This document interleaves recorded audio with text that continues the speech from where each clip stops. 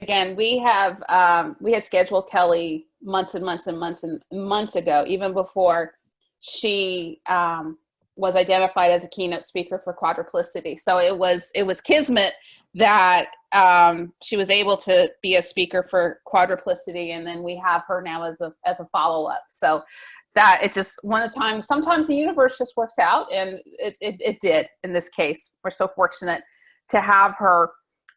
Again, if you go to kellipalmer.com, you can see all of the wonderful things that she does in her personal life, her professional life, and her community life, which is extensive. So it would take all of her time for me to tell you all of the things she's done in the Charlottesville community to make this place a better place to live. So the only way I know best to introduce her is to tell a story about how I met Kelli, because it's so indicative of her. To me, it just describes her so well. I had just applied for the Higher Education Administration doctoral program at UVA and in the School of Education. And it was the day I had my interview with our department chair, Dr. Annette Gibbs. And I was obviously nervous because I wanted to impress her, and because Dr. Gibbs is for anyone who works in higher education, especially in student affairs like Kelli and I did, she is a giant in the field. And she, if for y'all don't know, she and former President Castine were the two folks at UVA who basically went around the Commonwealth to get women. It was right before women were admitted. And she played an incredible role in getting women admitted and enrolled at the university. So she is just a giant. And so I had an interview with her to hopefully she would bless me getting in the program. And one of the first people I met when I came in was Kelli, because Kelli was the graduate assistant in the office. And she was so warm and so welcoming. And I thought to myself, I've got to be in this program. I hope I get in this program. And she helped me not be nervous. And it worked out. And we both are graduates of the program, very proud graduates of the program. So I've been very fortunate that Kelli and I have been friends for 20 years. And so it's my pleasure to turn the stage over to Kelli and let her give us her wisdom for a few minutes today. Go ahead, Kel. Thank you, Kathy. It's funny, I was preparing for this and thinking about that very part of our relationship, that we were classmates. That's how all of this started. And now here we are, X number of years later, that you've said out loud, which tells people roughly how old we are. I'm still older than you. I'll always be older than you. Well, thank you. And thank you to Susanna Guzman, who initially reached out to me, and to Andrea Copeland-Witzett, who just makes all things happen all the time, and to the broader Business Women's Roundtable for inviting me to join you today. It's wonderful to be among so many friends. I see so many familiar faces from all parts of the now 21-year academic journey in Charlottesville, if we count in the academic years of this place where we find ourselves. So the theme of this series is your path to leadership. And I thought it would be fun to share a few verbal snapshots from my professional experience to date.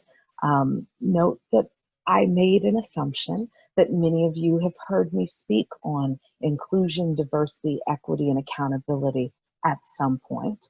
So I'm going in a slightly different direction with this talk, lest I bore you and become redundant. So let's start at my beginning, which happens to be around the same place that Kathy started this discussion or introduction.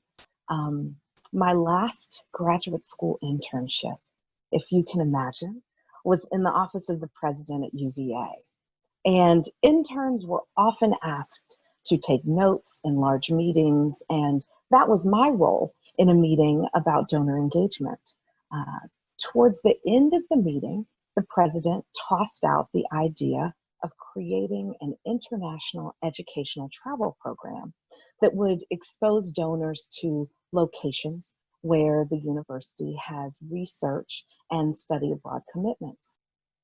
There was little reaction and few comments from those around the table, which was unusual. And so after the meeting, I hung around. I waited for the other attendees to depart. And once alone, I said to Mr. Castine, when you stand up the program, I would love to offer support. Mind you, I had been outside the US twice, once at 12 in a minivan with my family to Canada on vacation, and once at 19 to Italy for study abroad. So a bit of an audacious proposal there. A couple of months later, I was in a staff meeting where Mr. Castine was describing the new Virginia Voyages International Educational Travel Program, and he announced that I would run it. I was thrilled and terrified. You know already that I was so prepared for that work. So I thought, let me seek out some expert mentors and begin attending industry conferences and training. I became an assistant to the president through that work. And when it was all said and done, Mr. Castine and I hosted 13 experiences under the banner of Virginia Voyages, with our legacy program being a tour of the Civil Rights South with wonderful civil rights leader and dear friend Julian Bond. It was an amazing professional experience and a great way to launch my career. After Mr. Castine retired, I sought new professional adventures and went on to serve as Director of Enrichment Voyages for the Institute for Shipboard Education. So think of it as semester at sea type programming for adult learners.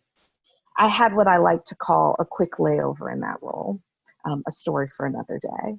And when preparing to depart Enrichment Voyages, I met with a couple respected elders and mentors to seek their guidance and ask for networking assistance.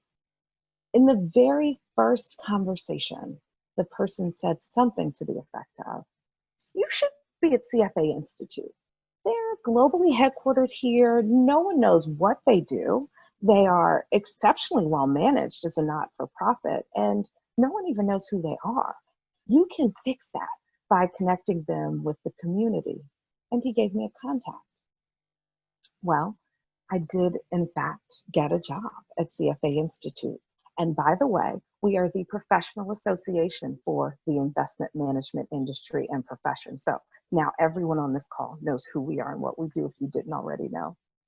Anyway, as the global event manager, that was my job there, which had nothing to do with my mentor's vision. Fast forward a bit to my first meeting with my Uber boss, my boss's boss.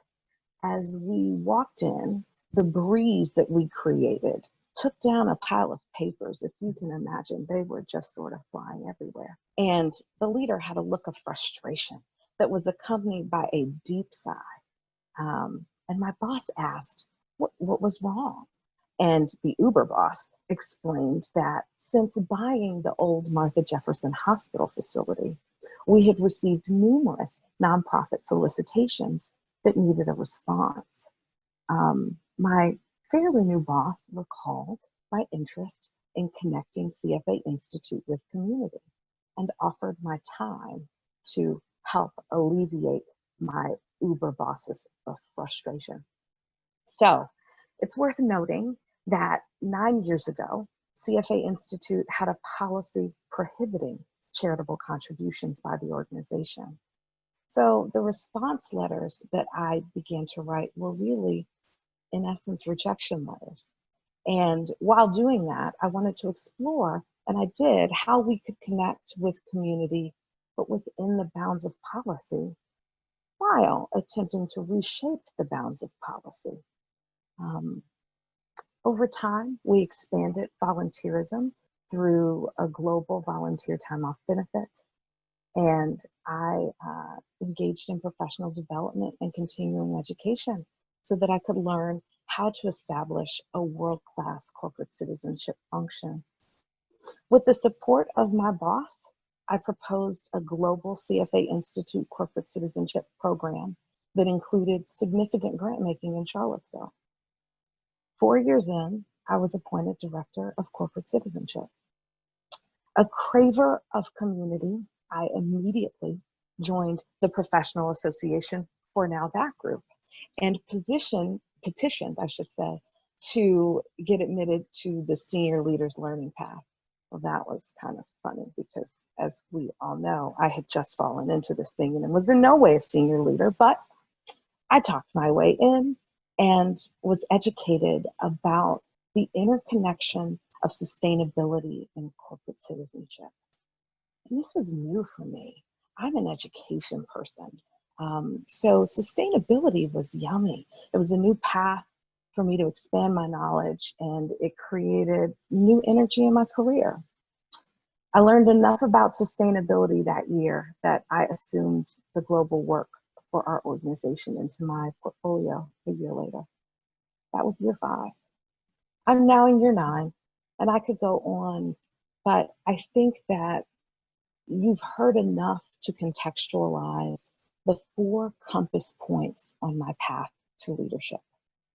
And I'll run through those compass points. The first is my north. Bet on yourself and ensure against failure by learning all the time. My south, my grounding. My grandma would say, fill your brain because it is the only thing that they cannot take from you.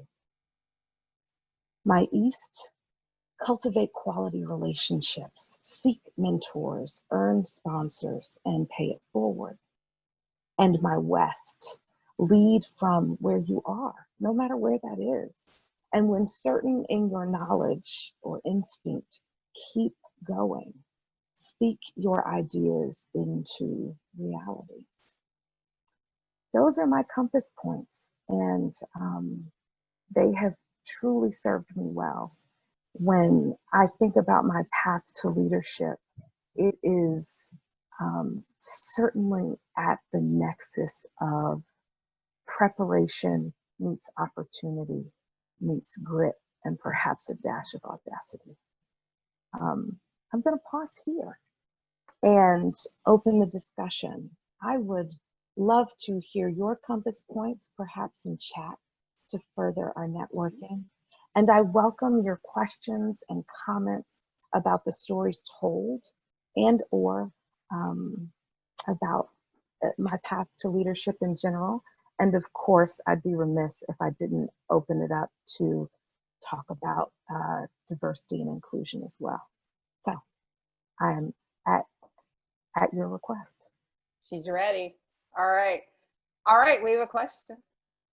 Well, that was Andrea saying her 4 compass points. I'd be curious to find out what other people's compass points are, along with questions for Kelli. So.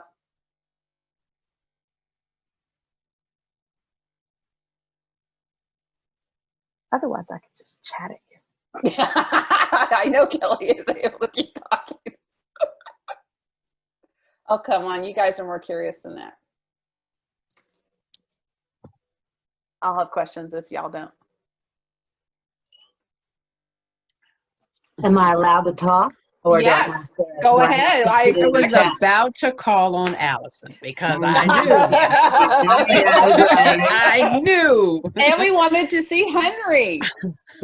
He heard you, and he's checking in. He thought he was in another life, and so I let him have this behavior in the time of Zoom.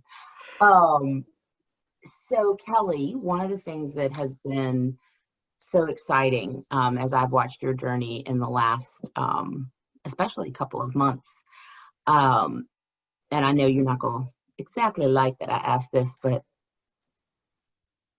here we go. Will you tell them a little bit about the new stuff you got cooking on your leadership journey? Because I know it might feel a little self-promotional, but it won't in this group because something really special is evolving out of actually Kelli's speech to quadruplicity. And some pretty thrilling things are happening in a season of real pain, but a door is opening in a way that I'm watching and very excited about. So I could talk about it, but please go, Dr. Palmer. Well, I do have to say that the quadruplicity talk was a gift on so many levels. One was the work of building the talk. And for those who haven't seen it, it's 21 very heavy minutes. But as a result of that, that gained legs. Thank you, Charlottesville Regional Chamber of Commerce. And there's been a demand for my presence in spaces outside of my regular employment. So we're about a month and a half into IDEA Minds, which IDEA stands for Inclusion, Diversity, Equity, and Accountability. And IDEA Minds is a little LLC that I've stood up with a great partner in crime, Mike Murphy, to do this work out in the world in places where it is much needed. And so that's the next step on the journey. And there's tremendous demand in the shadow of George Floyd, who is but one in a long list of humans who live under the duress of what it is to be Black in America. And he is no longer living. I should pull that back. There's been an awakening that requires support in business spaces. And so we're doing that. Thanks for giving me the opportunity to say that, Allison. Thank you, Allison. Thank you, Kelli. That's exciting. So hopefully we'll hear some other exciting news coming from that. I was hoping that was going to happen, Kelli. That's wonderful. And please let us know how we can support you in that journey, because I would love to do that more than anything. Sarah has a great question. How do you work through imposter syndrome? You know, imposter syndrome is a thing I hear about a lot. And what I will say is, it to me seems like looking at audaciousness or courage or belief in oneself from another perspective. So one says imposter syndrome, and I say, I haven't done it, but I can do it. And so I can't live in the imposter syndrome space. I won't say that I haven't. In undergrad, I was an affirmative action admit to the honors program.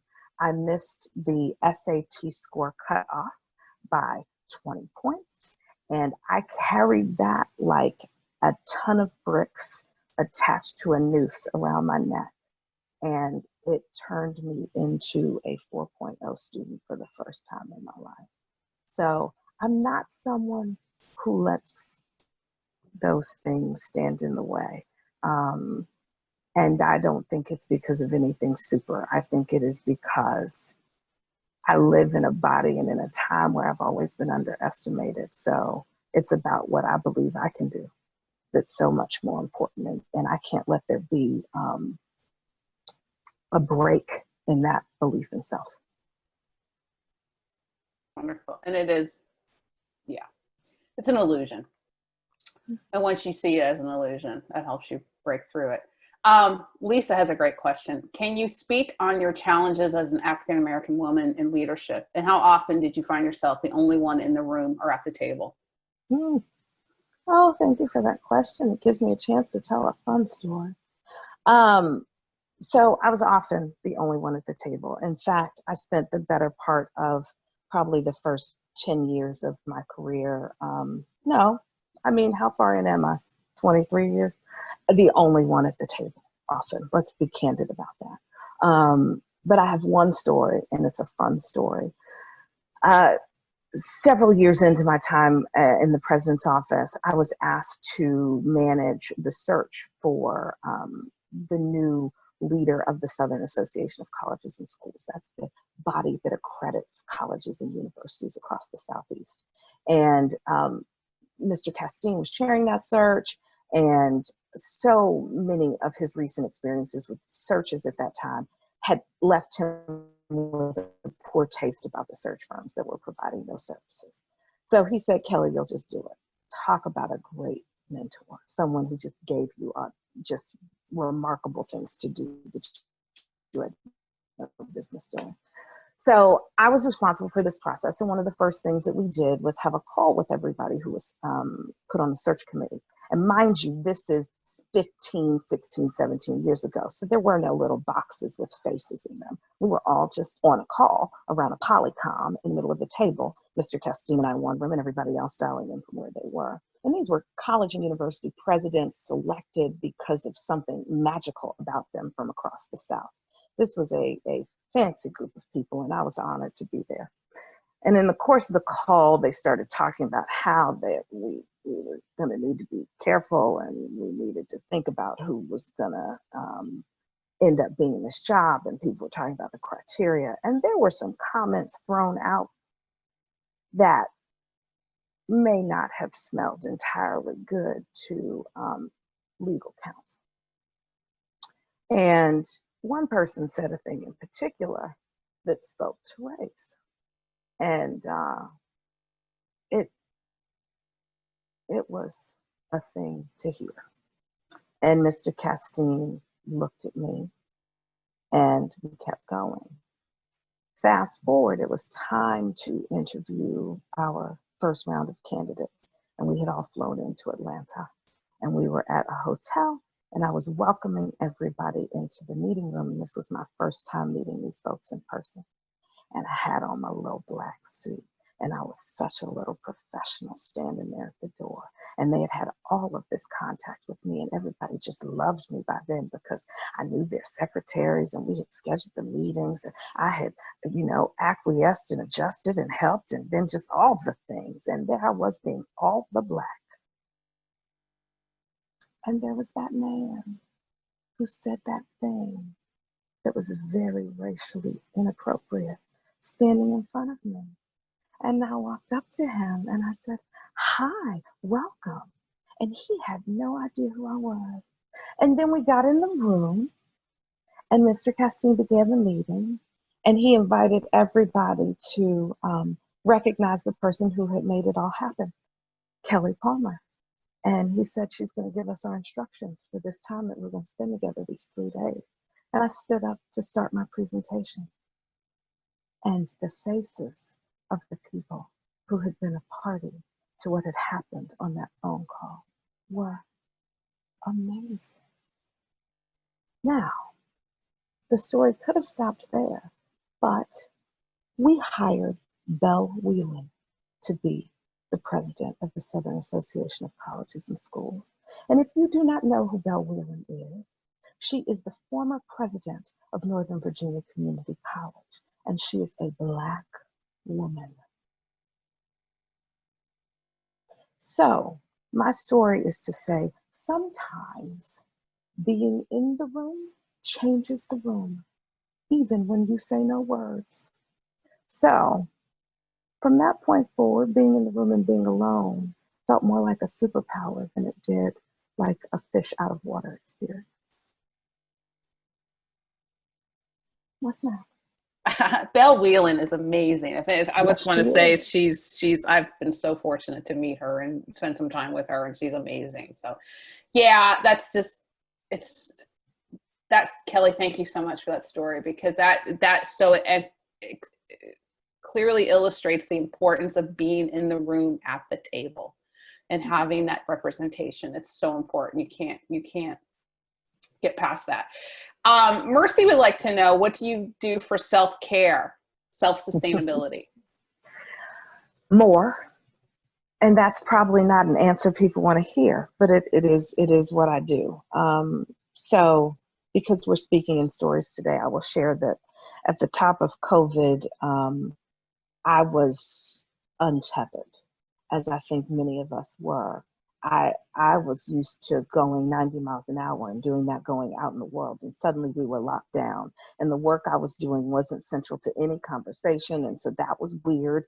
And, we're homeschooling the babies and we don't know what to do with the elderly people. And we're worried and all the things were happening at the top of COVID. And so in that untethered moment, I needed to find a way to get my foot in. And the way that I did that was by taking on a project to get educational resources to children. And it started as a project to get some resources to my kid and her little book club. And then it turned into a project to get some resources to them and maybe a few more kids. And then it turned into a project to get to date 12,500 books out to people all over the country. So that's not what self-care looks like to everyone else necessarily. It's not a beach, it's not a massage, it's not a meal, it's not a meditation. But for me, deep, meaningful things and actual change give me that endorphin release that allows for the deep sigh of relief that other people get under other circumstances. So I don't run, I'm fat. I don't sit still because it upsets me to be still. I do other things.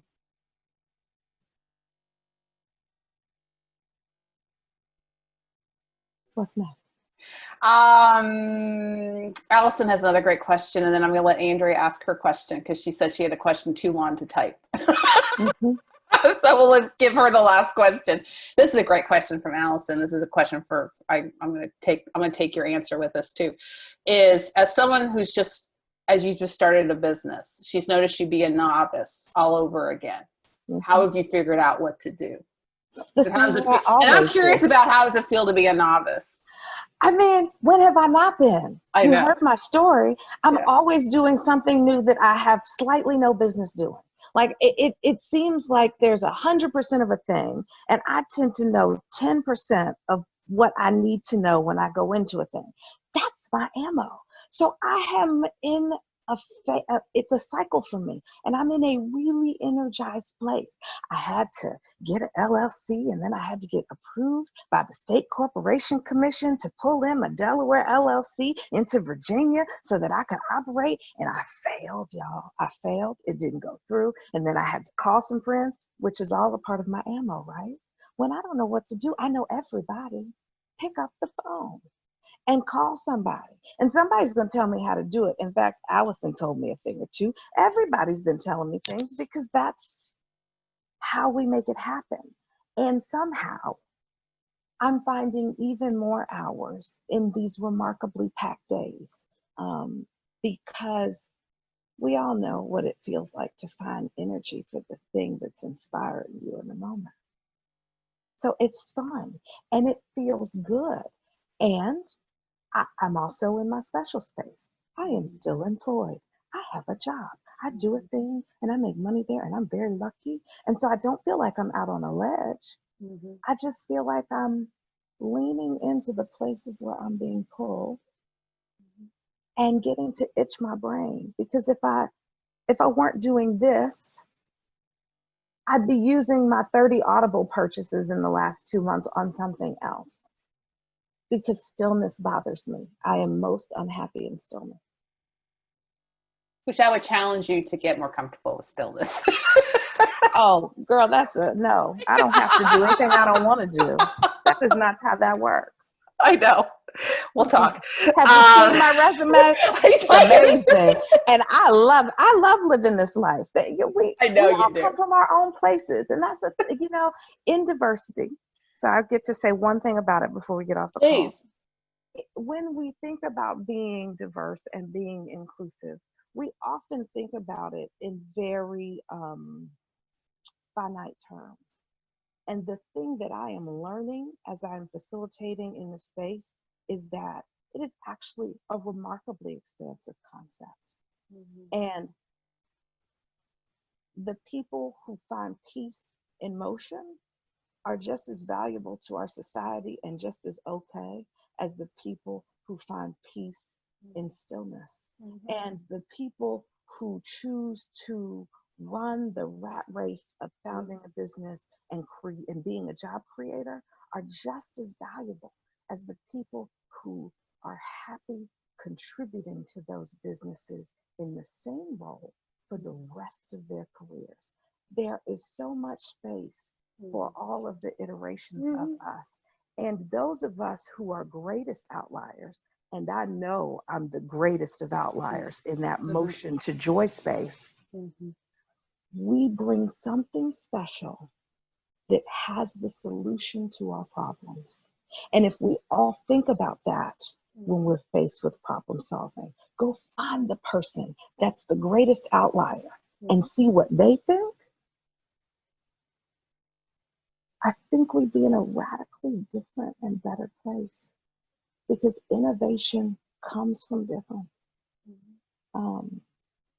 So my challenge has been to accept the people who are different in ways that I thought there was a normative standard for being okay. And I'm passing that forward because I'm not totally there yet. But I know in this instance, I push that for people. Yeah, that's good. All right, wonderful. We're running short on time. I promised Andrea I would give her the last question. So Andrea, I'm going to give you the floor to ask our final question, and then we'll wrap up. So Kelli, thank you so much. You're just beautiful inside and out, and we're all listening to you, captivated by every word, and I'm looking at you thinking, gosh, she pulls me in the way a Maya Angelou does, or someone like that. You're just amazing, sister. So I want to ask this question about you. Many of us see the Kelli Palmer now. You, 1, 2, 3 years from now, you're going to be on major platforms. I see that. But we know this wasn't always the case. What have you in your life have had to overcome to get where you are? You can just share one thing, and is that one thing something you still struggle with to this day, or you've overcome it? But what's that one thing in your life in the past that was a challenge for you?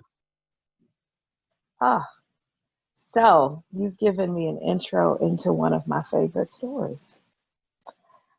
I became an RA my second semester freshman year of college, a resident advisor. So we're the programming police, as people used to think of us in the dormitories. And I stayed in that pathway and was promoted to being a dorm lead. So a bunch of RAs reported to me. I was getting towards the end of my time in undergrad. It was fall semester of my senior year, and I was sitting with my boss, who was a full-time professional and mentor, and she gave me a piece of feedback. She said, "You are organized." She said, "You are smart, you are strategic, you have limitless energy, and you are horribly off-putting as a person. People don't like you. You are not a listener. You are not warm. And in life, it's only partly about what you can do, and largely about how you do it. And you need to learn how to do it in a way that makes people feel better." Right? Do you see the hole that was created by that? Like, wow. So I decided to get a master's in counseling, because counselors are people who can listen, and they're really well regarded, and they make the people they interact with feel heard and good. And I did. I got a master's in counseling because I was not a good person. And I learned how to exhibit to others the behaviors necessary for them to feel regarded in the way that I was actually regarding them on the inside. I just didn't know how to do that. I was so about getting the thing done. I didn't know how to open my body and open my arms and lean my head and ask the follow-up question and say the thing that is carefully thought out, all the things that I learned how to do in those 2 years. And it wasn't like I popped out 2 years later cooked. You know what I mean? It's something that I work on every day. And there are a variety of people on this call who can tell you that Kelly, who's in this box on the screen right now, is a version of Kelly. And then there's just a really direct, kind of jagged, deeply intense, well-meaning, but not making you feel warm and fuzzy Kelly. I continue to work on it all the time. And so that's to say, first of all, feedback is love. When somebody cares enough about you to give you some, take it, rest with it, solve it. Maybe don't make a $60,000 choice related to it, but do something about it. And two, I don't know that we in our encoding change. I think what we do is we work. And so that's a thing I work on. And I do a little less working on it now than I used to, but I will work on it forever. We're all going through something. We're all getting past something. We're all making it around something. All right. On that note, I don't think a better way to wrap up our day. Thank you so much. Kelly, I can't thank you enough. I can't thank Thank you for all of y'all